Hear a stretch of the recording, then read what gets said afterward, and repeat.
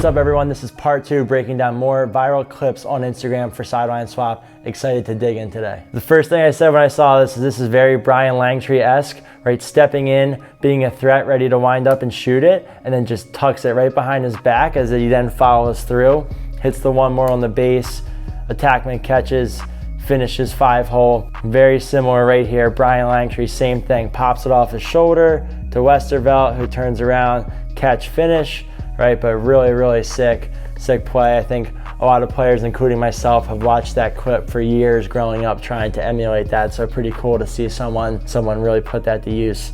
This is a clip that really blew up for a lot of different reasons. One of the things I think is really key here is that this player uses a lot of different tools. So one thing, he's sliding and drifting upfield to try and think about getting that defender upfield, and he's kind of hopping. And then as he goes here, you see him kind of get that little hesitation hop. That hop, right when we freeze this clip, you can see how the defender's on his heels, and that hesitation hop is really making that defender unsure of which way he's gonna dodge. When he lands, he gets that little left-right, really sick move here, coming out of the hesitation hop, left-right, and notice how he's getting all his body weight shifted onto that right foot to really sell his dodge, and then he swims back over top of the long sticks defender. This is a time where swimming against a long stick is really effective, because if you can get them going one way and they're taught to have their stick out in your chest, you don't always want to rip it back through. So you got to either dip under their stick, like my buddy Miles Jones does a good job of splitting underneath the stick, or swim over top to make sure that the defender can't get a piece of your stick. So he does the swim, defender falls, he throws a little box fake here to try and freeze the slide. He sticks a nice high and away shot overhand. Really sick sequence there of combining a lot of different skills.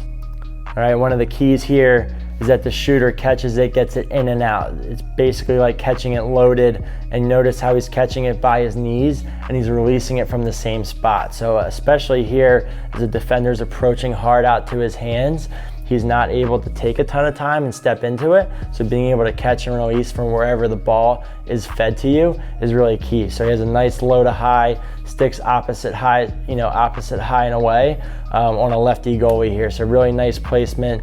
And the thing I love too is that this is truly an underhand shot.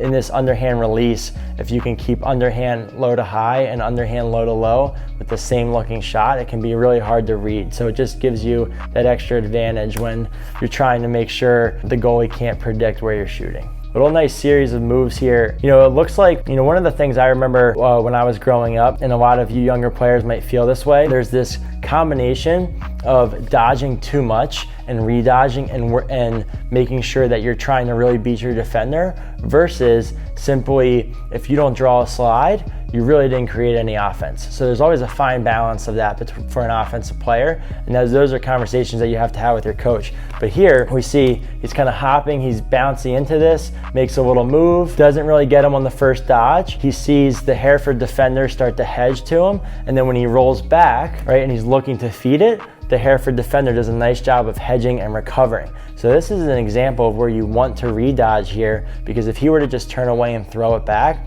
he didn't start any offense. But he notices that the defender on ball, when he rolled back, actually slips and falls. As he gets up, he makes a little move on his approach, rolls underneath, and then gets a nice answer move, getting his stick back to the inside and bringing it low to high. So really nice sequence there, really nice poise with the ball. Jeez, big righty player right here. Little ground ball, one hand scoop, protects his stick, splits a double with a nice toe drag underneath.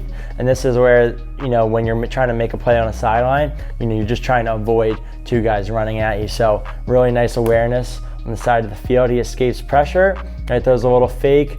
All right, pretty poor defense here, trying to overcommit and take the ball away, short stick to short stick. And this allows the attackman to get underneath. Again, a little subtle fake to maybe get this defender to kind of overcommit and try and get to his hands. He rolls back to the middle of the field, and then right out of the roll, he's ready to backhand finish. Pretty slick sequence right there. Really nice skill set to finish out and score a goal off of a gritty ground ball. Appreciate you guys tuning in. Hope you enjoyed the breakdown of a lot of different viral clips throughout the past year or two. I do a lot of breakdowns myself at First Class Lacrosse and on our online platform, and also make sure that you're subscribing to Sideline Swap and tuning in, as they're posting a lot of great content through gear bag videos, breakdowns, workouts, and more. So hope you enjoyed, hope you follow along, and thanks for tuning in. Records